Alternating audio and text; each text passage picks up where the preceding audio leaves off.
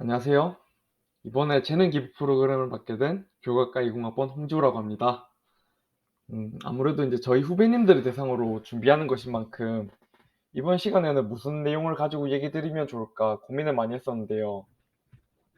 저 같은 경우에는 이제 대학교에 와가지고 가장 달라졌던 게 무엇인지 생각해 봤는데 아무래도 글 쓰는 과제였던 것 같아요. 이제 교수님들께서 매 시간마다 과제를 내주시는데 이제 과제를 보면 이제 양도 많고 그리고 극이 비례해서 이제 난이도도 높아졌다고 생각하는데요. 이제 저 같은 경우에는 이제 그거 한번 해보겠다고 과제만 붙들고 계속 썼다 지웠다 하면서 결국엔 막 딴짓도 하면서 시간 좀 많이 낭비했었거든요. 뭐 저는 이렇게 했었는데 후배님들은 이제 이런 일 없었으면 하는 마음에서 제가 그 과정에서 깨달은 것들, 뭐 얻어갔던 것들을 같이 공유하면 시간을 가지면 어떨까 해요. 뭐 물론 제가 말한 것들이 정답은 아닐 수도 있겠지만 그 중에서 조금이라도 도움이 됐으면 좋겠어요. 그러면 이제 시작해 보도록 하겠습니다. 이제 목차를 보면 이제 글 쓸 때 제목을 어떻게 지어야 될지, 이제 글을 적을 때 뼈대는 어떻게 써야 될지, 그 뼈대를 세우고 그 안에 어떤 내용을 채워야 되는지 저는 이런 것들을 쉽게 알려드리려고 생각을 많이 했는데요. 저는 체화하는 거 중요하게 생각하거든요. 이제 체화라는 게 이제 의식하지 않아도 이제 당연하게 나올 수 있는, 적용할 수 있는 그런 것들을 말하는데, 이제 이런 것들을 듣고 어, 과제할 때마다 떠올리면서 그리고 반복해 보다 보면 아마도 이제 과제할 때 이제 편하게 저보다 더 나은 방법으로 하실 수 있을 것 같아요. 이제 먼저 제목의 중요성인데, 이제 글을 적을 거에 있어서 제목은 사실상 첫인상이거든요. 이제 제목은 처음에 글을 읽는다고 했을 때 이제 어떻게 전개될지 그리고 무슨 내용을 말할지 담고 있어요. 그래서 이제 제목을 정할 때는 내가 선정한 주제, 이제 전개 방향을 함축적으로 반영한 것이 중요해요. 이제 제목을 짓는 게 거창할 필요가 없는데 아까 말했듯이 내가 선정한 주제, 전개 방향을 함축적으로 반영하는 것이 중요하다고 했잖아요. 그래서 저의 경우는 이제 글을 다 쓰고 나서 제목을 지어요.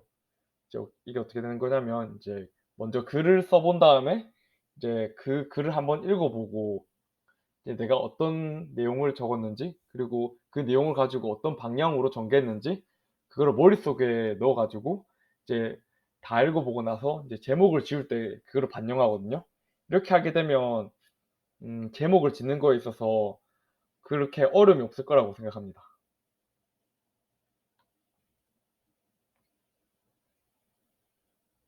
그리고 이제 글을 적는다고 했을 때 이제 나만의 틀을 만들어 놓고 이제 과제를 할 때마다 이 틀에 벗어나지 않도록 적어 보는 거예요. 이제 글을 쓰기 위해 형식들이 여러 가지가 있는데 이제 저 같은 경우는 과제할 때마다 문단별로 나눠서 이제 서론, 본론, 결론 이렇게 틀을 만들어 적고 있어요. 아무래도 이제 서본결 이 형식으로 적는 게 깔끔하게 나오기도 하고 빠르게 적을 수도 있거든요. 이제 서론에서는 내가 전개할 주제를 제시하고 그 화제가 나오게 된 배경에 대한 이유를 제시해요. 그리고 본론에서 넘어가서는 주제에 관련해서 그 요소들을 정리한 다음에 여러 방법을 통해 글을 전개해요. 이제 마지막으로 본론에서 결론으로 넘어가면 결국 결론은 주제 강조하는 거거든요. 주제에서 벗어나지 않는 선에서 자신의 생각 위주로 마무리해요. 이렇게 괄호 안에 있는 내용들은 이제 다음 내용에서 이제 더 자세히 설명해 드릴게요.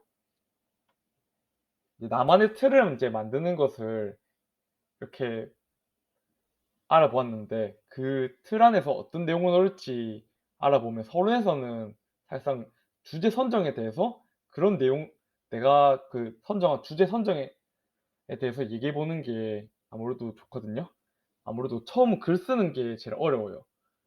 어, 그 주제에 대해서 이제 그 일관된 내용을 적어야 되는데, 아, 이 내용을 적어야 됐지, 저 내용을 적어야 됐지, 긴가민가한 경우라든가 막상 처음에 이제 글을 적어야 될 때, 아, 어떤 방식으로 글을 적어야 될지 하기 막막한 경우가 있어요. 그래서 저 같은 경우는 먼저 그 주제, 이제 큰 주제를 먼저 제시하고 그중에서 '내가 이 내용을 적을 거다.'라고 언급하면서 글을 시작합니다. 그리고 인제 화제가 나오게 된 배경이라 해야 되나? 제가 인제 그 주제에 대한 내용을 선정한 배경에는 그 자신의 경험을 적어 보자라고 이렇게 적었는데 그 경험 인제 그게 관련된 경험을 이제 떠올려 보면 그 자신의 관점에서 자신의 생각을 쉽게 드러낼 수 있거든요. 이렇게 하게 되면 이제 자연스럽게 글을 적을 수가 있어요. 그러면서 이제 본론으로 딱 넘어가면서 아무래도 인제 본론에서 더 글을 쉽게 적을 수 있을 거라고 생각합니다. 그리고 본론에서는 이 세 가지 방법 제가 적은 과제들을 읽어 보면서 이런 방법들을 이제 본론에서 양을 치 내용을 인제 채워 놓을 때 이런 방법들을 사용했던 것 같은데요. 이제 비교를 사용한다고 하면 이제 주제와 관련된 요소들을 서술하고 그 각 요소들의 특징을 통해 드러난 차이점들을 대조해요. 어 이런 것들은 음 뭐 A, B, C가 있으면 A의 특징, B의 특징, C의 특징을 얘기하고 뭐 A에서 드러나는 뭐 특징, 뭐 B에서 드러나는 특징 뭐 그런 것들을 인제 통해서 이제 A, B와 비교하고 뭐 아까 말한 A, B, C 있으면 이 세 가지를 이제 그 차이점들을 대조하면서 이제 그 내용을 전개해 나가는 거예요. 그리고 두 번째로는 PS 구조 전개인데 이게 처음 보실 수도 있는데 사실상 이제 문제점 도출한 다음에 그 과정에서 해결책을 제시하는 거거든요. 이제 사실상 이 해결책 제시 이 과정에서는 완벽한 정답일 필요는 없어요. 그 과정을 중요하게 보거든요. 이제 그 과정에서 이제 뭐 여러 자료들을 찾아 가지고 그게 통해서 인제 자신의 생각을 기반해서 뭐 그 근거라든가 그 논리적 전개가 중요해요. 그래서 이런 부분들은 어 아무래도 여러 번 해 보면서 감을 찾아보시는 게 좋다고 생각합니다. 이제 마지막으로 이론 적용인데요. 이론 적용 같은 경우에는 아마 수업 때 배웠던 그런 이론들 그런 것들을 아마 과제에서 사용하게 될 건데요. 이런 것들은 직접 인제 그 적혀 있는 거 그대로 적는다기보다는 이제 내가 읽어 보고 나서 이해한 부분에 대해서 내 관점을 적는 거거든요. 그래서 뭐 주제 있으면 그 주제에 대입해 보면서 글을 적는 게 아무래도 내용을 채우시기에 적합하지 않을까 싶습니다.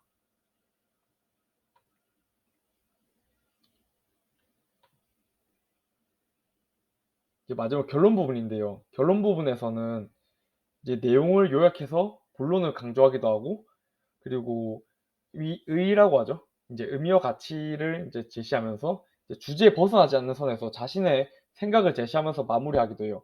근데 사실상 이제 중요한 핵심은 결론을 도출하는 거거든요. 이제 이제 서론에서 빌드업한 다음에 본론에서 그 내용을 말하고 그 본론에서 내용 토대로 내 생각을 제시하는 게 제일 중요해요.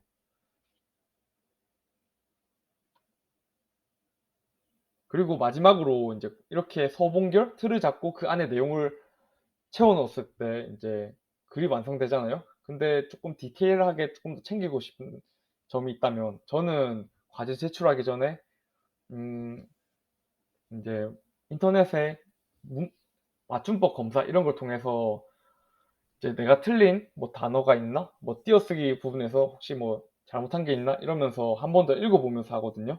이런 부분에서 아무래도 점수에 크게 반영은 안 되지만 그래도 이제 글다운 글을 쓸 수 있는 그런 방법 중 하나가 되지 않을까 싶습니다.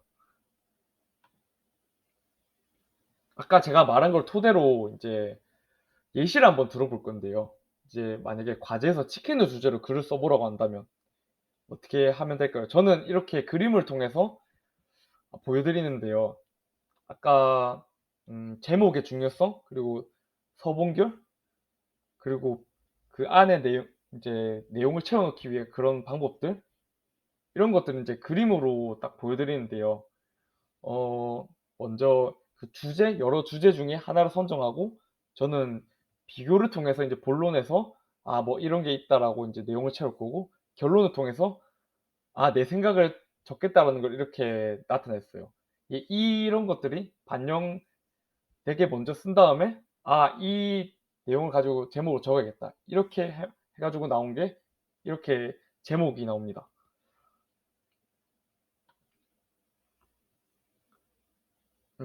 먼저 서론에서 주제 선정인데 저는 인제 치킨을 주제로 한다면 치킨 중에 양념치킨을 주제로 글을 쓸 거예요. 이제 서론에서는 이런 거를 먼저 밝히면서 왜 양념치킨을 주제로 선정했는가. 왜냐면 나는 뭐 양념치킨을 좋아하기 때문에 이런 주제를 선정했다. 그리고 내가 여러 회사의 여러 브랜드의 치킨 양념치킨들을 먹어 봤는데 그중에서 제일 맛있는 양념치킨을 한번 말해 보려고 한다. 이런 식으로 인제 글을 시작하는 거죠. 이렇게 본론으로 넘어가면 이제 이런 서론에서 말했던 내용들을 인제 디테일하게 얘기하기 시작해요. 인제 아까 저번 말했던 이제 비교 방식을 통해서 할 건데 뭐 만약 비교 방식을 통해서 내용을 채워 넣는다고 하면 이제 A사의 양념치킨 의 맛과 가격, 그리고 B사의 양념치킨의 맛과 가격, 뭐 C사의 양념치킨의 맛과 가격 이런 것들을 인제 적은 다음에 이런 것들을 인제 브랜드의 특징을 서술하고 차이점을 인제 통해서 뭐 내용을 전개하지 않을까 싶어요. 마지막으로 결론에서는 결국 본론을 강조하는 거거든요. 이런 내용을 토대로 인제 간단하게 내용을 요약해요. 이제 본론에서 적었던 내용 그대로 이제 다시 옮겨 적기보다는 인제 뭐 간단하게 그런 내용을 요약하면서 인제 본문의 내용을 환기시키는 거거든요. 그러면서 인제 결론 도출을 합니다. 저는 뭐 여러 브랜드 중 이제 양념치킨에도 불구하고 바삭하고 가격도 비싸지 않은 것을 고려해 봤을 때 "C사의 양념치킨이 제일 맛있다." 이러면서 음 여기서 아무래도 내 생각 이런 것들이 좀 드러나게 돼 있죠. 그리고 마지막으로 이제 의미와 가치 이 주제에 관련돼 가지고 뭐 "기회가 된다면 C사의 치킨을 먹어 보는 게 어떨까?" 뭐 이런 식으로 마무리하면서 하는 게 이제 만약 글을 쓴다고 했을 때 음 가장 깔끔하게 적을 수 있는 방법 중 하나이지 않을까 싶습니다. 그러면 인제 이렇게 알아봤는데요. 음 아무래도 이렇게 얘기하는 게 직관적으로 이해하실 수 이해하기 어려울 수 있지 않나 싶은데 저는 어 아무래도 이 부분 요걸 보고 이제 아까 제가 말했던 거랑 이 그림을 보고 이해하는 게 쉽다고 생각하거든요. 만약에 제가 뭐 PPT를 일단은 드릴 건데 앞에 걸 읽어 보면서 인제 그림이랑 '이렇게 그림에서 이게 적용됐구나.' 하는 거 보면서 여러 번 읽어 보시는 거 저는 추천드립니다. 아무튼 이런 제가 말한 것들 이런 거를 적용해 보면서 과제할 때 한번 해 보시는 게 어떤가 저는 추천드리면서 이제 발표를 마무리해 보겠습니다. 네 그러면 감사합니다.